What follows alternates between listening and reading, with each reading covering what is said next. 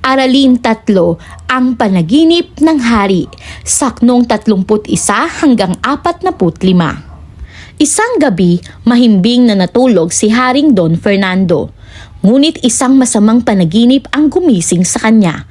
Napanaginipan niyang ang kanyang pinakamahal na anak, si Don Juan, ay sinaktan at pinatay umano at itinapon pa sa isang malalim na balon. Dahil dito, nagising siyang takot, malungkot at hindi mapakali. Simula noon, hindi na siya napanatag, hindi makakain, hindi makatulog at palaging nag-iisip.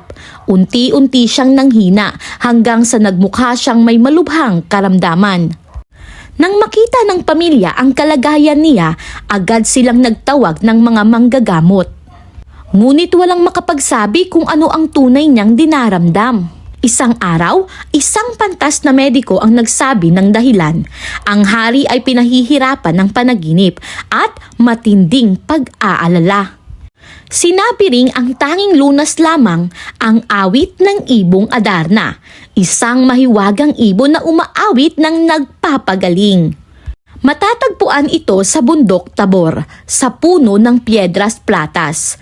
Doon nagsimula ang misyon para mailigtas ang Aralin 4, ang paglalakbay ni Don Pedro, saknong 46 hanggang 81. Nang ipinasya ng hari na kailangang mahuli ang ibong Adarna, si Don Pedro ang unang nag-alok na hanapin ito. Agad niyang inihanda ang kabayo at naglakbay ng buong tapang.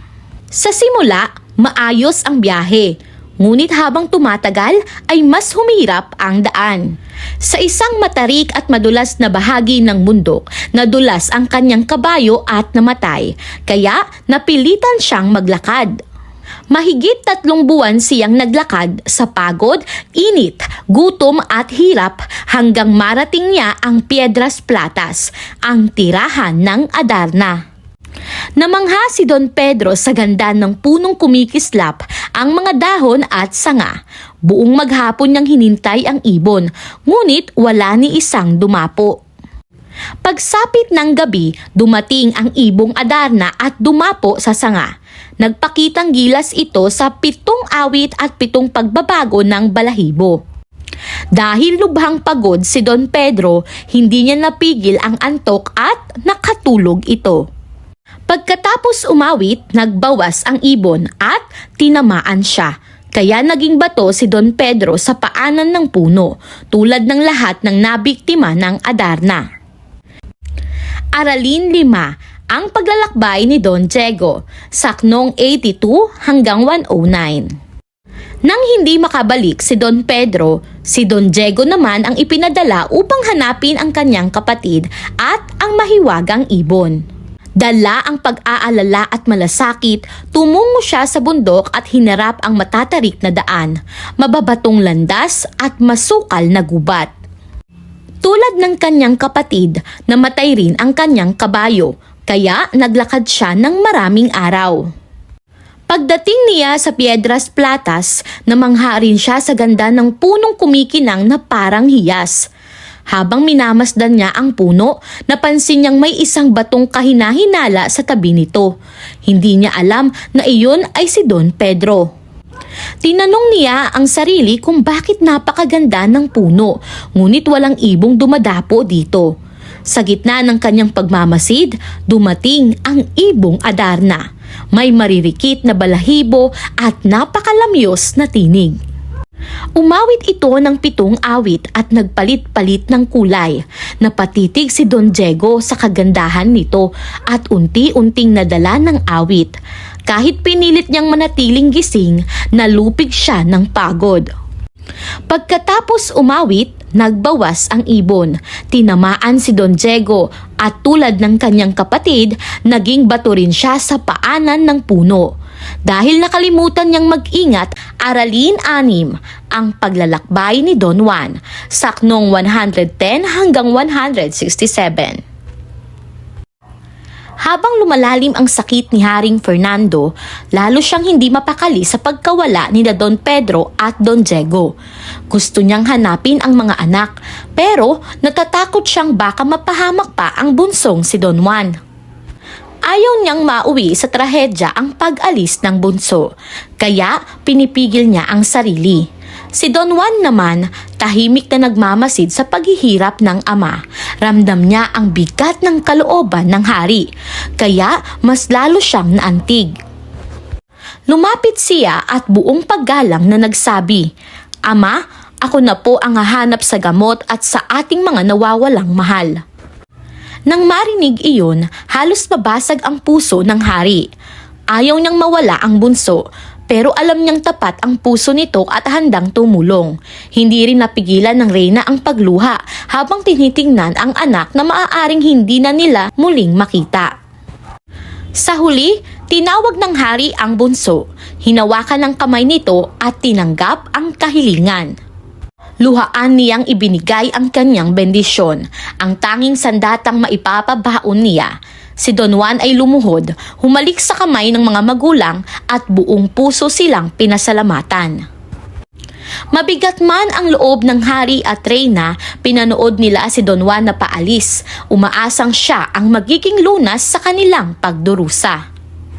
Naglakbay si Don Juan ng mag-isa, walang kabayo at 5 tinapay lang ang baon. Kahit pagod at gutom, hindi siya tumigil dahil ang tanging nasa isip niya ay ang mailigtas ang amang may sakit at mahanap ang mga kapatid. Sa bawat hakbang, humihingi siya ng gabay sa Birheng Maria upang malampasan ang hirap ng daan. Sa ika-4 na buwang paglalakad, halos mawalan na siya ng lakas at ang tinapay ay halos bato na sa tigas. Habang siya'y inuubos na ng panghihina, nakakita siya ng isang ketunging matanda, ang unang ermitanyo, na hirap at gutom. Kahit kapos si Don Juan, ibinigay niya ang natitira niyang tinapay at kaunting lakas. Ito ang naging dahilan kung bakit tumulong sa kanya ang matanda.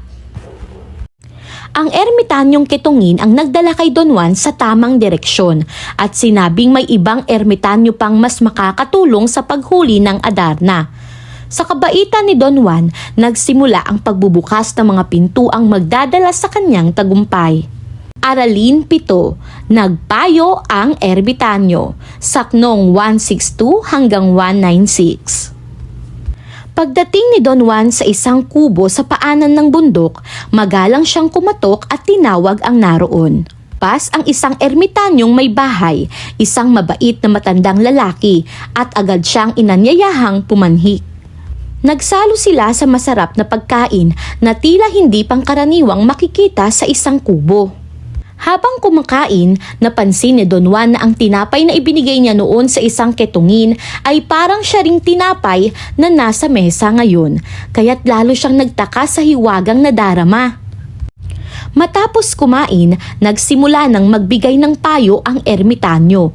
Sinabi niyang ang pakay ni Don Juan, ang paghuli sa ibong Adarna, ay hindi basta-basta. Tiniyak niya na matindi ang hirap na haharapin ng prinsipe. Pero kung magpapatatag siya ng loob at mananalig, makakamtan niya ang tagumpay. Ipinaliwanag ng ermitanyo na 7 magagandang awit ang kakantahin ng ibon. Bawat isa'y may kakaibang anyo at kilos. Pagkatapos ng ika-7 awit, magbabawas ito ng dumi na siyang magpapabato sa sinumang matalsikan. Binigyan niya si Don Juan ng mga gamit, 7 dayap na ipapahid sa sugat ng palad upang hindi siya antukin, lubid at sintas na ginto upang iwasang makatakas ang ibon kapag nahuli na. Ipinaalala rin niyang dapat manatiling gising si Don Juan at huwag magpatalo sa antok sa mismong oras ng pag-awit ng Adarna. Sa huli, tinawag niya si Don Juan bilang bunso at hinimok na ihanda ang sarili sapagkat ang gabing darating, ayon sa matanda, ay ang tunay na oras ng pagdanwalo sa Bundok Tabor. Saknong 197 hanggang 231. Pagdating ni Don Juan sa Bundok Tabor, maaga niyang inabangan ang pagdating ng ibong Adarna. Una siyang nag-isip sa ilalim ng punong Piedras Platas dahil wala pa ang ibon. Ngunit nang maramdaman niyang may parating, nakita niyang dahan-dahang dumapo ang Adarna mula sa malayo. Tahimik na pinagmasdan ni Don Juan ang ibon habang nagpapalit ito ng damit na tila kumikislap na perlas. Saka nagsimulang umawit ng malamig at matamis ang tinig. Habang kumakanta ang ibon, mabilis niyang sinunod ang bilin ng ermitanyo. Di siya pumikit, hiniwa ang sarili at pinatakan ng dayap ang sugat. Tiniis ang kirot upang hindi makatulog. Pagkatapos ng 7 awit, nakita niyang magbabawas ang ibon, kaya agad niyang iniwasan ang dumi. Nang makatiyak na tulog na ang Adarna, dahan-dahan siyang umakyat sa puno at mabilis na isinukbit ang gintong sintas sa paa ng ibon. Sa tuwa ay halos maiyak siya, ngunit pinigil niya ito at agad dinala ang ibon sa ermitanyo. Sa tulong ng tubig na iniutos ng ermitanyo, nabuhay muli sina Don Pedro at Don Diego at nagyakapan silang tatlo sa kagalakan. Nagdiwang sila kasama ng ermitanyo na nagpakain kay Don Juan. Pagkatapos nito, binigyan sila ng basbas at pinaalalahan ng magbalik agad sa Berbanya dahil naghihintay ang amang hari.